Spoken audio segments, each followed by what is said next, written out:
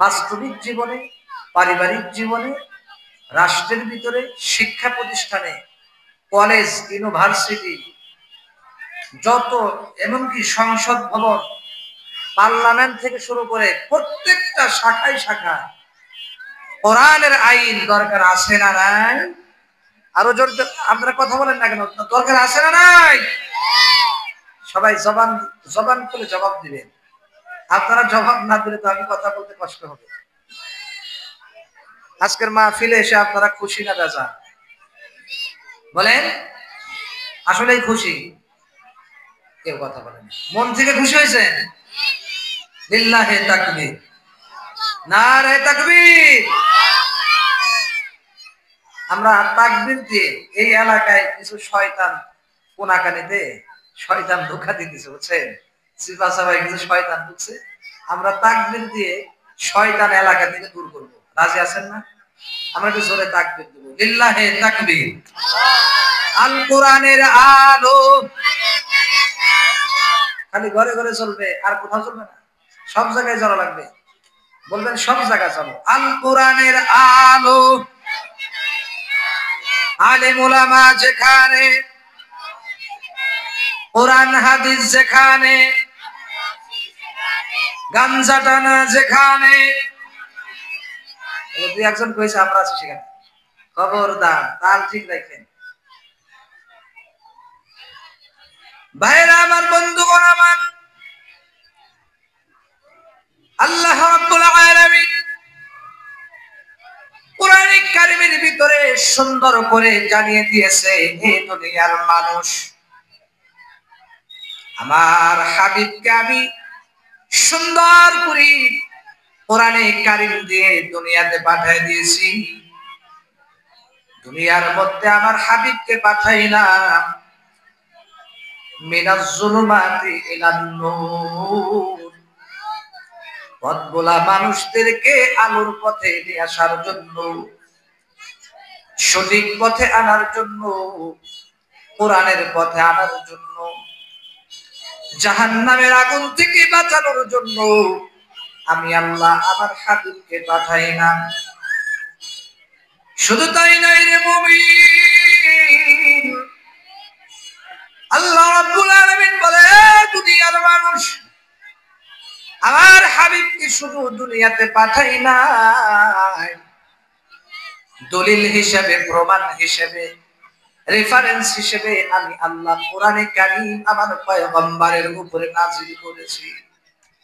একটু আওয়াজ দিয়া কোন সুবহানাল্লাহ। এলাকাবাসীর মানুষ গভীর মনোযোগ দিয়ে শোনা লাগবে। আল্লাহর পয়গম্বরকে আমার আল্লাহ শুধু এমনি এমনি পাঠাই নাই, আমার আল্লাহ মুজিজাও আমার পয়গম্বরকে দিয়েছে। বন্ধু গো, আল্লাহ রাব্বুল আলামিন কিন্তু সুন্দর করে আমার পয়গম্বরকে কিন্তু সুন্দর আবার মুজিজাও দিয়েছিল। শুধু নবী হিসেবে দুনিয়াতে পাঠাই নাই, আমার পয়গম্বরের উপরে কিন্তু কোরআনে কারীম নাযিল করছে। ঠিক কিনা কোন? এই এলাকার বাসী মানুষ শোনো, আল্লাহর নবী, বিশ্ব নবী, রাহমাতুল লিল আলামিন দুনিয়ার মধ্যে আসার পরে সমস্ত মানুষদেরকে এক আল্লাহর দিকে দাওয়াত দেওয়া শুরু করলো। ঠিক কিনা বলেন? ভাই গো, আল্লাহর নবী যখন সুন্দর করে দ্বীনের দাওয়াতগুলা বন্ধুরা আমার সুন্দর করে দিতেছে, লা ইলাহা ইল্লা ইয়া আইয়ুহাল ইনসান, হে মানুষ, হে লোক সকল, তুফলিহুন ক্বালু লা ইলাহা ইল্লাল্লাহ, তোমরা সবাই করো লা ইলাহা ইল্লাল্লাহ তুফলিহুন, তাহলে তোমরা কামিয়াবি হয়ে যাইবা। জোরে কোন সুবহানাল্লাহ। ভাইরা আমার, বন্ধুগণ আমার, গভীর মনোযোগ দিয়ে খেয়াল করেন। আল্লাহ রাব্বুল আলামিন আল্লাহর নবীকে দুনিয়াতে পাঠানোর পরে সুন্দর করে কোরআন নাযিল করার পর, এই কোরআন নাযিল করার আগে আল্লাহ তাআলা আসমানকে বলেছিল, আসমান আমি তোমার উপরে কোরআন নাযিল করতে চাই, তুমি কি বলো? ইন্না আরাদনাল আমানাতা আলাস সামাওয়াতি ওয়াল আরদ ওয়াল জিবাল ফাআবাইনা আন ইয়াহমিলনাহা ওয়া আশফাকনা মিনহা ওয়া হামালাহাল ইনসান।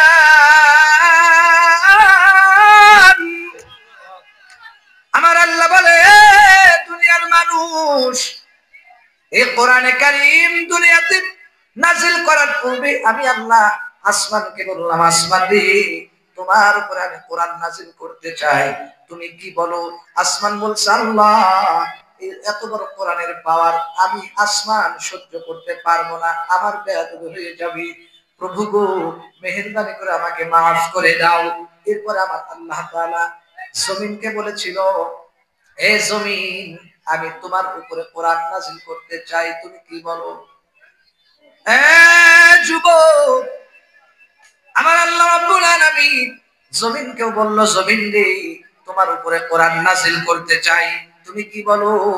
জমিনও কিন্তু অস্বীকার করছে, আল্লাহ, এত বড় পাওয়ারফুল কোরআন আমি জমিন সইতে পারবো না, কোরআনের সাথে আমার বেয়াদবি হয়ে যাবে। প্রভু, দয়া করে মেহেরবানি করে আমি তোমার কাছে ক্ষমা চাই, মাফ চাই, আল্লাহ মেহেরবানি করে আমাকে মাফ করে দাও। এরপরে আল্লাহ তাআলা ওয়াল জিবাল, এরপরে পাহাড়কে বলছে, পাহাড় তোমার উপরে নাযিল করতে চাই, তুমি কি বলো? পাহাড়ও ডাকতে একই জবাব দিছে, আল্লাহ, আসমান যেখানে অস্বীকার করছে, জমিন যেখানে অস্বীকার করছে, আমি পাহাড় কিভাবে পারবো? আমি তো পাহাড় জমিনের উপরে আসমানের পাশে দাঁড়িয়ে আছি। আল্লাহ, ও মালিক, আমার এইটা সম্ভব না, মেহেরবানি করে আমাকে তুমি মাফ করে দাও। লম্বা ঘটনা, ওই দিকে যাব না। এরপর শেষ পর্যন্ত আমার আল্লাহ এই তামাম পৃথিবীর মানুষের উপরে ওয়া হামালাহাল ইনসান,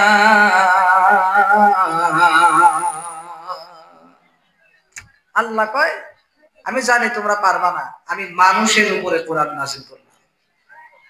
আর আস্তে সুবহানাল্লাহ, জোরে কোন সুবহানাল্লাহ। আল্লাহ বলতেছে, আমি জানি আসমান তুমি পারবা না, জমিন তুমি পারবা না, পাহাড় তুমি পারবা না, এবার আমি মানুষদের উপরে কোরআনে কারীম নাযিল করলাম। শুধু নাযিল করেই ক্ষান্ত হন নাই, আল্লাহ বলেন, ইন্না নাহনু নাযালনা যিকরা ওয়া ইন্না লাহু হাফিজুন।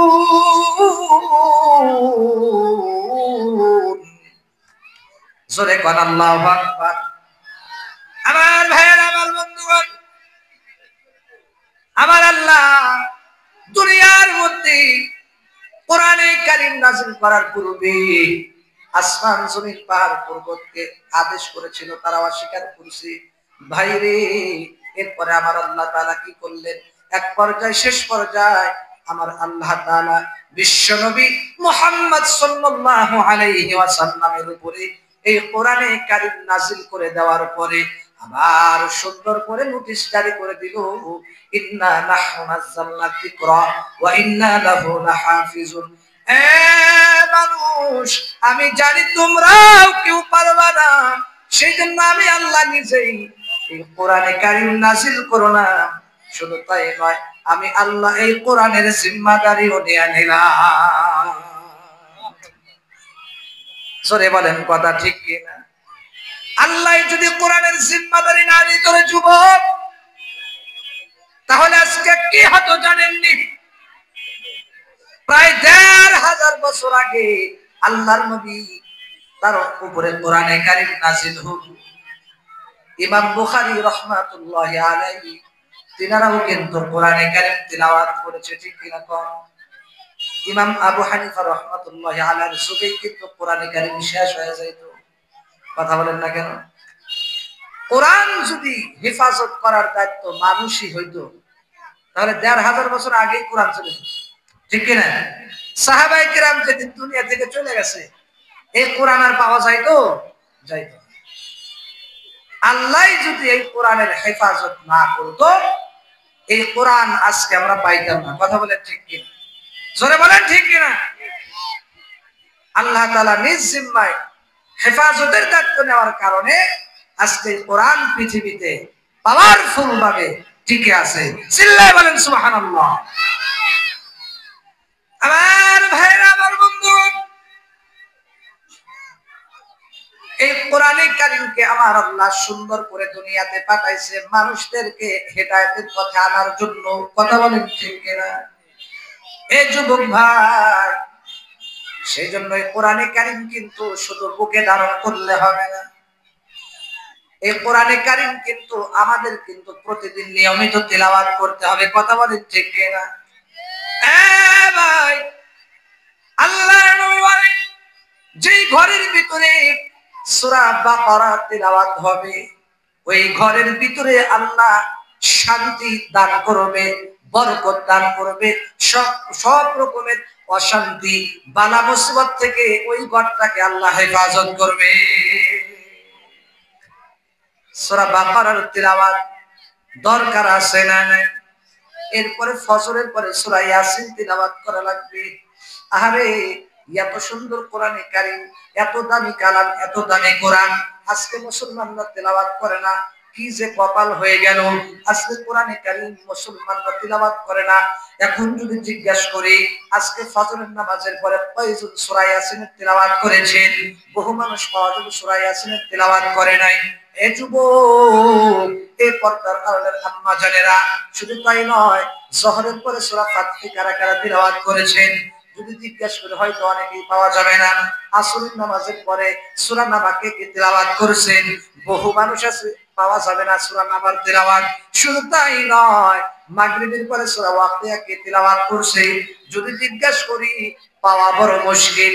ইশারের নামাজের পরে সূরা মুলুকের তিলাওয়াত প্রতিদিন কারা কারা করেন? এটা যদি জিজ্ঞাসা করি, পাওয়া বড় মুশকিল। ঠিক কিনা বলেন? ভাই রে, আল্লাহর নবী বলেন, কোন ব্যক্তি যদি প্রত্যেকটা দিন ফজরের নামাজের পরে সূরা ইয়াসিনের তিলাওয়াত করে গো, সূরা ইয়াসিন তিলাওয়াত করার বদলতে আমার আল্লাহ ওই ব্যক্তিকে কোরআনে কারীম 10 পারা খতমের সওয়াব দান করবে। এত আস্তে সুবহানাল্লাহ কইলেন।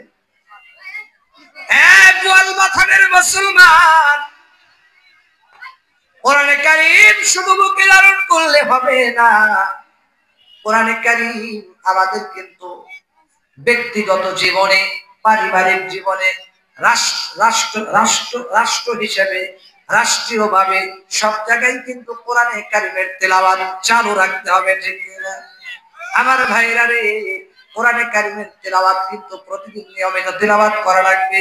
নবী গো, আল্লাহর নবী সুন্দর করে জানিয়ে দেয়, সূরা ইয়াসিন পড়লে শুধু 10 কদমের সওয়াব হবে না, আরো অনেক ফজিলত আছে। কোন ব্যক্তি যদি সূরা ইয়াসিন তেলাওয়াত করে, তাহলে আল্লাহ রাব্বুল আলামিন তার ওই ব্যক্তি যদি ক্ষুধার্ত অবস্থায় তেলাওয়াত করে, তার ক্ষুধা নিবারণ হয়ে যাবে। কোন ব্যক্তি যদি মুমূর্ষু ব্যক্তির পাশে বসে সূরা ইয়াসিন তেলাওয়াত করে, ওই মুমূর্ষু ব্যক্তির কিন্তু তার চলাফেরাটা, তার শরীরটা স্বাভাবিক হয়ে যায়, সুস্থতায় পরিণত হয়ে যায়, তার একটু কিন্তু শেফামূলক কিছু কাজ হয়, তার ভালো লাগে। শুধু তাই নয়, সূরা ইয়াসিন যদি কোনো ব্যক্তি সকালবেলা তেলাওয়াত করে, সারা দিন মাগরিব পর্যন্ত ওই ব্যক্তি আল্লাহর জিম্মায় চলে যায়।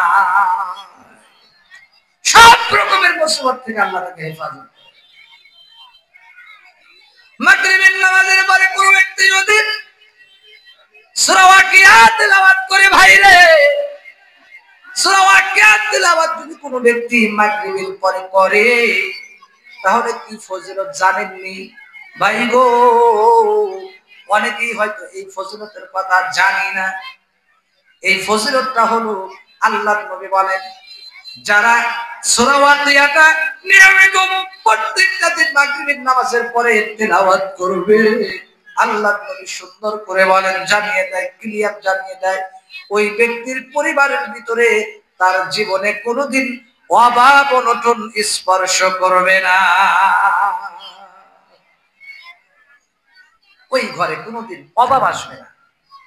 কোন ব্যক্তি যদি মাগরিবের নামাজের পরে সূরা ওয়াকিয়া তিলাওয়াত করে ধারাবাহিকভাবে প্রত্যেকটা দিন, ওই ঘরে কোনোদিন অভাব অনটন আসবে না। আল্লাহ তাআলা তার রিজিকের ভিতরে খাদ্যে সম্মানে তার রিজিক বাড়ায় দিবে, তাকে আল্লাহ বরকত দান করবে। সুবহানাল্লাহ। দারিদ্রতা তাকে স্পর্শই করবে না। আর ভাই, সূরা ওয়াকিয়া যদি প্রত্যেকটা দিন তিলাওয়াত করতে পারো,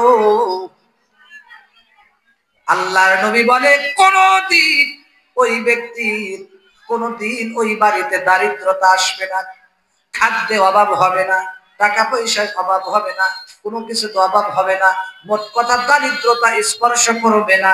আমার আল্লাহ ওই ব্যক্তিকে ধনী বানায়া দিবে, তার জীবনটা বরকত দিয়া ভইরা দিবে।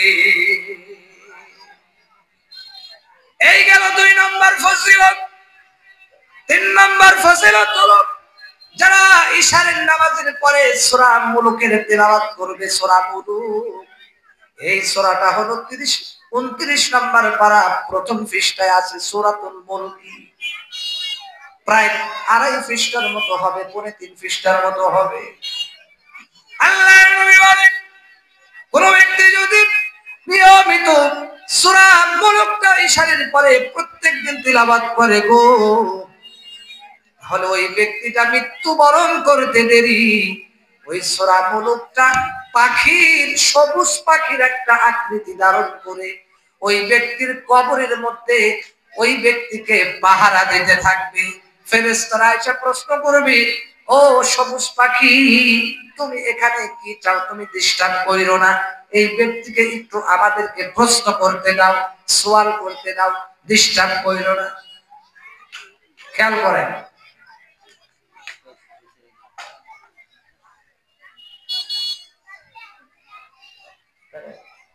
সবাই বসে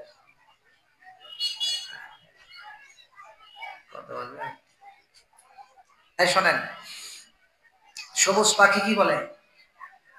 মানে সবুজ পাখিটা সূরা মুলুকটা একটা সবুজ পাখি রূপান্তরিত হয়েছে। ওই সবুজ পাখিটা মূলত কি? সূরা মুলুক। সবুজ পাখিটা সূরা কি? মুলুক। ওইটা পাখির আকৃতি ধারণ করেছে, আর তার নিয়ত হলো এই ব্যক্তি যতক্ষণ জান্নাতে না যাবে আমি এখান থেকে সরব না। সুবহানাল্লাহ। সবুজ পাখি ডাকতে বলে, এ ফেরেশতার দল, আমি এখান থেকে যাব না। তুমি কার আদেশে এখানে আইছো? কে তোমাদেরকে পাঠাইছে? ফেরেশতারা ডাকতে বলে, ও ও পাখি, ও সবুজ পাখি, আল্লাহ আমাদেরকে পাঠাইছে, মহান আল্লাহ রাব্বুল আলামিন আমাদেরকে পাঠাইছেন, তার হুকুমে আমরা এসেছি। সবুজ পাখি ডাকতে বলে, এ ফেরেশতাদের দল, যে আল্লাহ তোমাদেরকে পাঠাইছে ওই আল্লাহ আমি পাখিকেও পাঠাইছে। সুবহানাল্লাহ। কয়না আরো জোরে কোন সুবহানাল্লাহ। ফেরেশতাদের দল, খবরদার, আমি পাখি এখান থেকে যাব না। আমি কিন্তু সূরা মুলুক, এটা কিন্তু মূলত পাখি না। কিভাবে তুমি এখানে আসছো? এবার পাখি ডাক দিয়ে বলে, আমি কিন্তু সূরা মুলুক, আমি কিন্তু সবুজ পাখি না। এই ব্যক্তিটা প্রত্যেকটা